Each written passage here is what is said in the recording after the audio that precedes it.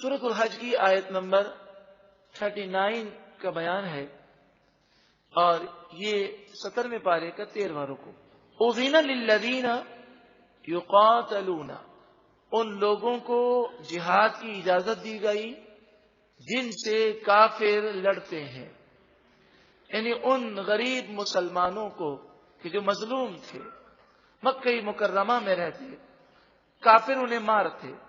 کبھی کوئی اپنی ٹوٹی ہوئی پنڈلی لے کر حضور کی بارگاہ میں آتا، کبھی کسی کی آنکھ پھوٹی ہوئی ہوتی، کافر ظلم کرتے.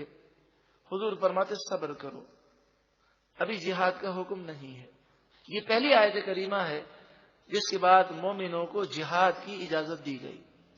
بِأَنَّهُمْ ظُلِمُوا، اس وجہ سے کہ ان پر ظلم کیا گیا. تو اب مظلوموں کو اس بات کا اختیار ہے کہ وہ ظالم سے بدلہ لیں. وَإِنَّ اللَّهَ عَلَى نَصْرِهِمْ لَقَدِيرٌ، اور بے شک اللہ تعالی ان کی مدد کرنے پر قادر ہے. الَّذِينَ أُخْرِجُوا مِن دِيَارِهِمْ، وہ لوگ جو اپنی بستیوں سے نکالے گئے، جیسے مہاجرین.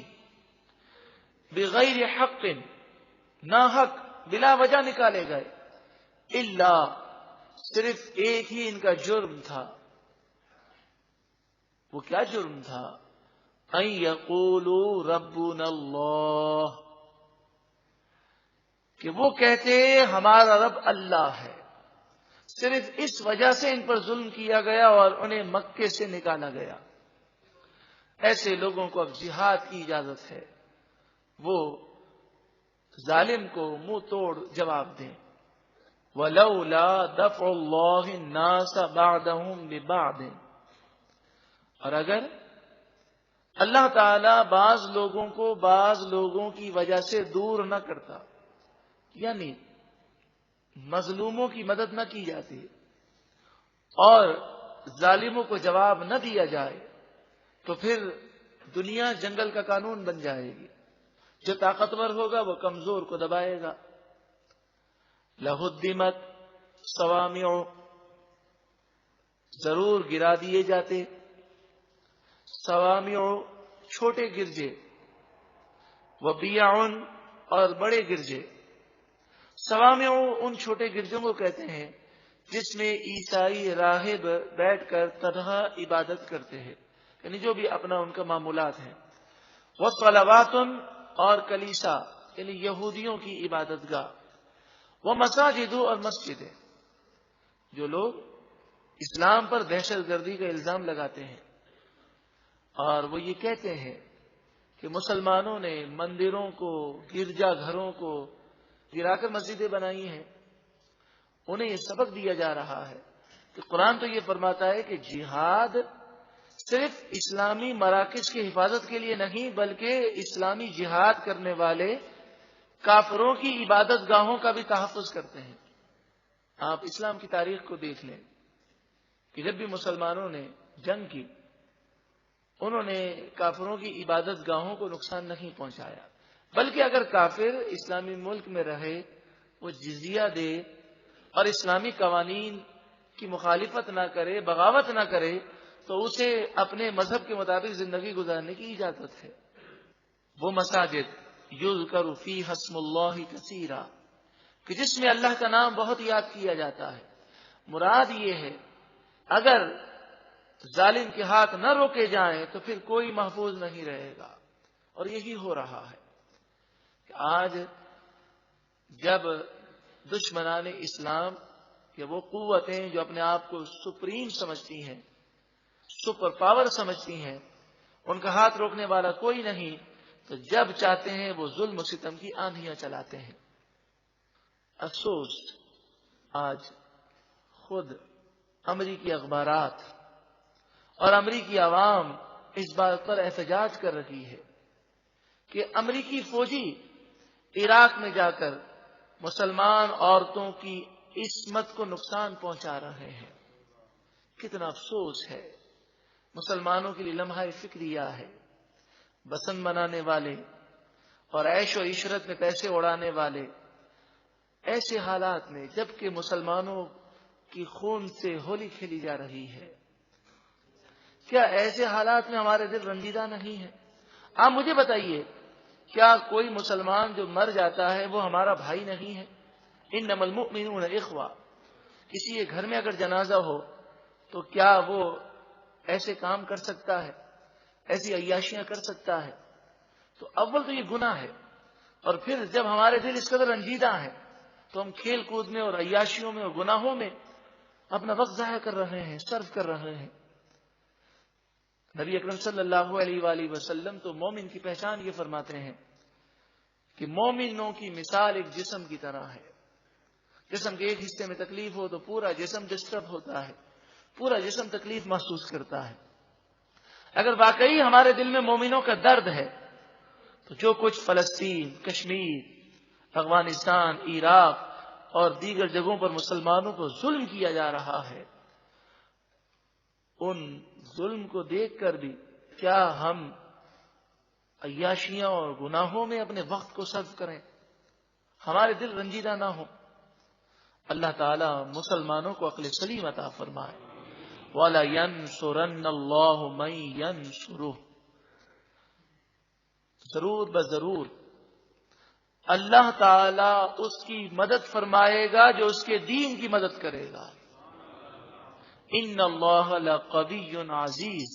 بے شک اللہ تعالی ضرور قوی ہے، غالب ہے. الذین، یہ اللہ کے نیک بندے جو دین کے مددگار ہیں، وہ لوگ ہیں. ان مکناہم فی الارض، اگر ہم انہیں زمین میں حکومت دیں، اقاموا الصلاۃ، تو نعمتوں کی فراوانی میں وہ غافل نہیں ہوں گے، نماز کو قائم رکھیں گے.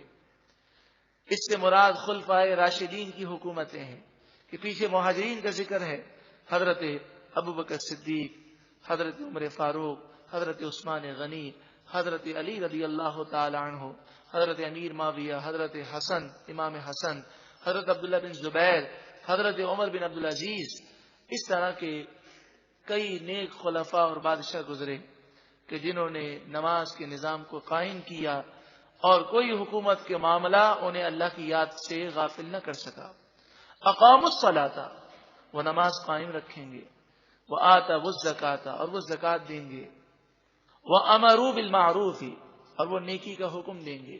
ونہوا عن المنکر، اور برائی سے وہ روکیں گے. وللہ عاقبۃ الامور، اور اللہ ہی کے لیے تمام امور کا انجام ہے، یعنی اللہ تعالی جو چاہے وہی ہوگا. وَإِن يُكَذِّبُوكَ، اور اگر وہ آپ کو جھٹلائیں اے محبوب صلی اللہ علیہ وسلم تو آپ رنج نہ کریں. فَقَدْ كَذَّبَتْ قَبْلَهُمْ قَوْمُ نُوحٍ وَعَادٌ وَثَمُودَ، بے شک ان لوگوں سے پہلے قوم نوح اور عاد اور ثمود نے بھی اپنے نبیوں کو، رسولوں کو جھٹلایا. قوم عاد نے حضرت ہود علیہ السلام کو جھٹلایا، قوم ثمود نے حضرت صالح علیہ السلام کو جھٹلایا. وقوم ابراہیم، ابراہیم علیہ السلام کی قوم نے جھٹلایا. وقوم لوط، اور لوط علیہ السلام کی قوم نے حضرت لوط علیہ السلام کی تکذیب کی. واصحاب مدین، اور مدین والوں نے حضرت شعیب علیہ السلام کو جھٹلایا. وکذب موسیٰ، اور موسیٰ علیہ السلام بھی جھٹلائے گئے. فرعونیوں نے آپ کو ماننے سے انکار کیا. پھر ان پر عذاب کیوں نہیں آتا؟ یہ اس قدر ظلم کر رہے ہیں. فَأَمْلَيْتُ لِلْكَافِرِينَ، بس میں نے کافروں کو مہلت دی ایک وقت تک. ثُمَّ أَخَذْتُهُمْ، پھر میں نے انہیں پکڑ لیا. فَكَيْفَ كَانَ نَكِيرٌ، تو بتاؤ میرا عذاب کیسا رہا، کہ جس کو میں نے پکڑا وہ میرے عذاب اور میری گرفت سے نکل نہ سکا. فَكَأَيٍّ مِّن قَرْيَةٍ أَهْلَكْنَاهَا، بہت ساری بستیاں ہم نے ہلاک کر دیں. وَهِيَ ظَالِمَةٌ، اس حال میں کہ وہ گناہگار تھیں، ظالم تھیں. فَهِيَ خَاوِيَةٌ عَلَى عُرُوشِهَا، اب وہ بستیاں اپنی چھتوں پر گری ہوئی ہیں. وَبِئْرٍ مُعَطَّلَةٍ، کئی کنویں بیکار پڑے ہیں، کوئی پینے والا نہیں. وَقَصْرٍ مَشِيدٍ، اور کئی مضبوط محل خالی پڑے ہیں، کوئی رہنے والا نہیں۔ افلم یسیروا فی الارض، کیا وہ زمین میں نہ چلے، کیا وہ زمین میں نہ چلے، غور کرتے کہ ظالموں کا کیا انجام ہوا۔ چلے کچھ بھی نہیں تو ہم قبرستان چلے جائیں، قبرستان میں جا کر تختیاں پڑھیں، 25 سال عمر، 20 سال عمر، 30 سال عمر، یہ جنرل ہیں، یہ میجر ہیں، یہ کرنل ہیں، یہ ڈاکٹر ہیں، یہ فلاں وزیر تھے، سب قبروں میں ہیں۔ ہر ایک کو مر کر قبر میں جانا ہے۔ نیک شخص کے لیے قبر جنت کے باغوں میں سے ایک باغ ہے۔ تو دنیا کا سارا کر و فر اور شان و شوقت اور غرور یہیں رہ جائے گا، لیکن عبرت کی نگاہ نہیں ہے۔ فَتَكُونَ لَهُمْ قُلُوبٌ يَعْقِلُونَ بِهَا، بس ان کے لیے ایسے دل ہوتے جس کے ذریعے وہ سمجھ حاصل کرتے، مگر ان کے پاس ایسے دل نہیں ہے جس سے وہ سمجھے۔ او آذان یسمعون بہا، یا ان کے پاس ایسے کان ہوتے جس سے وہ سنتے اور سمجھتے، لیکن ایسے کان نہیں جس سے وہ عبرت حاصل کریں۔ فَإِنَّهَا لَا تَعْمَى الْأَبْصَارُ، تو بے شک نگاہیں اندھی نہیں ہوتی، آنکھیں سب کچھ دیکھتی ہیں، مگر سوچ اندھی ہو جاتی ہے، دل مردہ ہو جاتا ہے، عبرت کی نگاہیں باقی نہیں رہتی۔ وَلَكِنْ تَعْمَى الْقُلُوبُ الَّتِي فِي الصُّدُورِ، ہاں لیکن سینوں میں موجود دل اندھے ہو جاتے ہیں، موت سے اور برے لوگوں کے انجام سے لوگ عبرت حاصل نہیں کرتے۔ وَيَسْتَعْجِلُونَكَ بِالْعَذَابِ، اور وہ آپ سے عذاب کی جلدی کرتے ہیں اور کہتے ہیں یہ عذاب کب آئے گا۔ وَلَن يُخْلِفَ اللَّهُ وَعْدَهُ، اللہ تعالی ہرگز اپنے وعدے کے خلاف نہیں کرے گا، عذاب اپنے وقت پر آئے گا۔ تو کہتے ہیں کب آئے گا؟ 50 سال گزر گئے، 100 سال گزر گئے، 200 سال گزر گئے۔ فرمایا دنیا کی حقیقت تو کچھ بھی نہیں ہے۔ اللہ رب العالمین کئی 100 سالوں تک کافروں کو مہلت دیتا ہے۔ نوح علیہ السلام کو جھٹلانے والوں کو 950 سال تک مہلت دی گئی۔ نمرود کی عمر 800 برس، فرعون کی عمر 400 برس۔ اگر یہ 40-50 سال کی اگر انہیں مہلت مل جائے تو کوئی بڑی مہلت نہیں ہے۔